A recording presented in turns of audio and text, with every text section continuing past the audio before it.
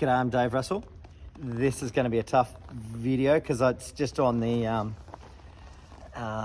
fence there. But look, I'm going to try to offer real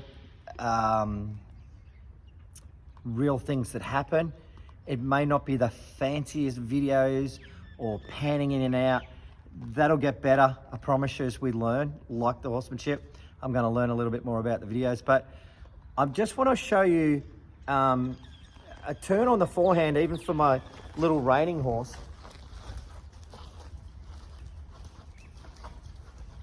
So hopefully I'm still in the picture here. All right, so the turn on the forehand comes after the flexion and and hind quarter yield. So the first thing I do is get a flex, put my leg back, get a hind quarter yield. That would be the first thing I was after. But as soon as I could, I would actually get my horse to go into the outside rein, move off that leg there, and hit the outside rein.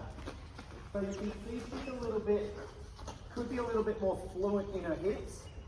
She's doing a reasonably good job. The good thing about this is it sets her hips, so when I want to do a turnaround, you can see that it sets her hips perfectly for the turnaround. That's just my opinion, of course. I just think it sets their hind quarters pretty nicely for the turnaround. Good girl, thank you, darling. So I'm going to do it the other way, see what it's like this side. So if you're not sure, generally turn on the forehand would be, two reins, sit up, and that sort of stuff.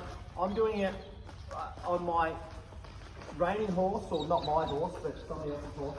So I want her to not drift through that outside shoulder and move her hip a little bit. I want her to just feel the outside rein.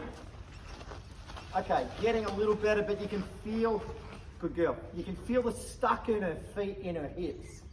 So that to me, I just need to teach you to push a little bit more from the backhand and be able to move the hips a little bit more willingly, I guess, would be what I'd be after. So how's that going to help me? It would help me for balance on the circles. It would help me for push and a bit more engagement if I've got control of the hips a little bit more.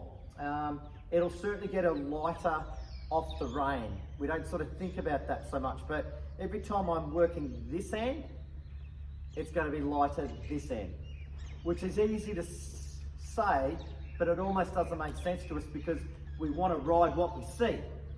If I'm only making the horse light in front, I'm forgetting about the most important bit. It's back here. It's this bit that makes the horse light in front. And also, when I say light in front, light off the contact. So I don't need that much bend. I just need her reasonably straight. There, move the hip a little better.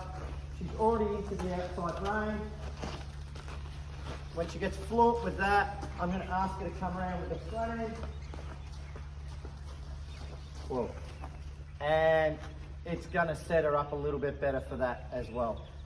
They're just a couple of things that are just worth noting, that when you cross between, whoops, didn't need to get that close, sorry about that. When you cross between English and Western, if you like, I'm neither, I'm both.